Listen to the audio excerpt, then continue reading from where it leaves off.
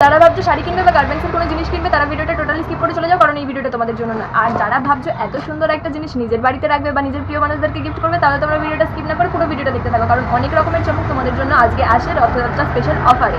Hello, welcome সবাইকে, চলে এসেছি হাসি খুশি এন্টারপ্রাইজের পক্ষ থেকে তোমাদের জন্য রথযাত্রা স্পেশাল অফার নিয়ে। নানান রকমের অফার তোমাদের জন্য অপেক্ষা করছে। ভিডিওটা স্কিপ না করে পুরো ভিডিওটা দেখতে থাকো, আশা করি তোমাদের খুবই ভালো লাগবে। সবাইকে জানাই রথযাত্রার আন্তরিক প্রীতি শুভেচ্ছা ও অভিনন্দন। তো চলো ফার্স্টে স্টার্ট করা যাক।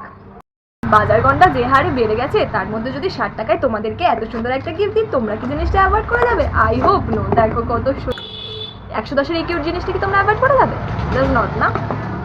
বাড়ির আশেপাশে একটা জন্মদিন বাড়ি পড়েছে, শুধু বাচ্চা কজনকে বলেছে, পকেটে বেশি টাকা নেই, তোমার হাতে কি 150 টাকা আছে, তাহলে কি তোমরা এই সুন্দর একটা জিনিস দেবে 110 টাকার মধ্যে?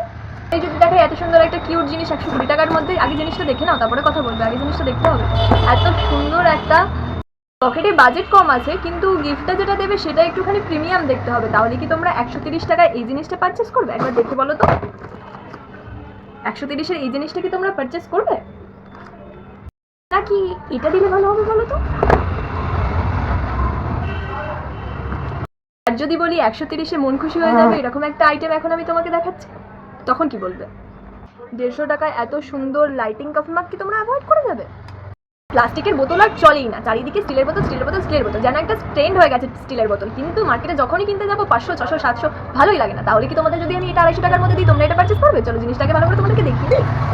1 লিটারের একটা স্টিলের বোতল, যার প্রাইস মাত্র আর মাত্র 250 টাকা। কি বিশ্বাস হচ্ছে না? পারচেস করে দেখো, নাম্বার দেওয়া আছে তো, পারচেস করে দেখো।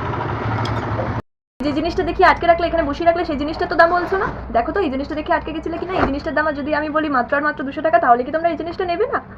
ব্যাস শেষ, আর কিছু নেই। আরে দাঁড়াও, এতটুকু শেষ করে দিলে হয় নাকি?